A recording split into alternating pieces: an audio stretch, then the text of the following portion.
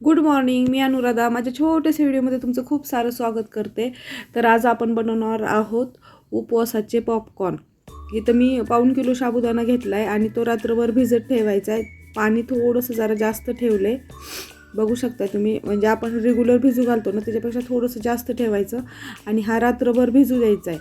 म्हणजे 8 ते 10 तास. सकाळचे 7 वाजले. हे बघा, रात्री आपण भिजत टाकलेला शाबू असा मस्तपैकी भिजला आहे, चांगला फुलला आहे. रात्री 10 वाजता टाकला होता, आता 7 वाजले, म्हणजे 9 तास झाले. 9 तास शाबू भिजतोय आपला. 1.5 किलो बटाटा, 1.5 किलो शाबू, 1.5 किलो बटाटा, म्हणजे डबल बटाटा घ्यायचा आहे. बटाटा शिजवून साल काढून घेतला. असं थोडंसं जरा जास्त शिजवायचा आहे बटाटा.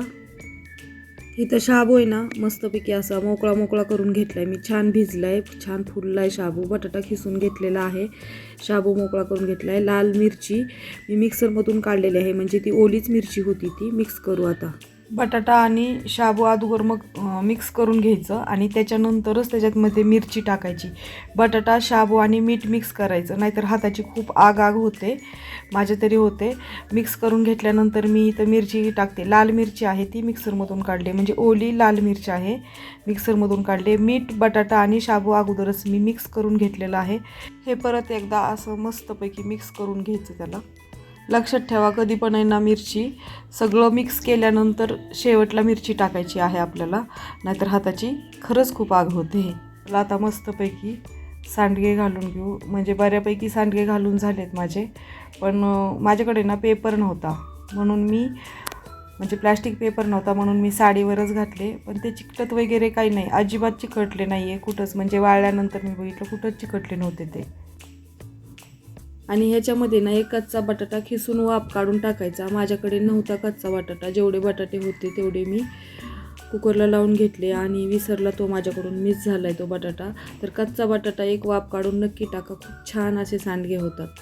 2 दिवस आहे ना असे मस्तपैकी कडकडीत उन्हात वाळू दे आणि 1 दिवस असे ताटात काढून ठेवा, का तर सांडगे वाळायला ना जरा थोडा वेळ लागतो. तर मस्तपैकी कडकडीत उन्हात वाळू द्या. चला तर बघू आपण तळून कसे होतात ते. थोडंसं जरा म्हणजे कच्चेच होते, हे वाळलेले नव्हते, पण मला लय हौस आली पटकन ही करायची.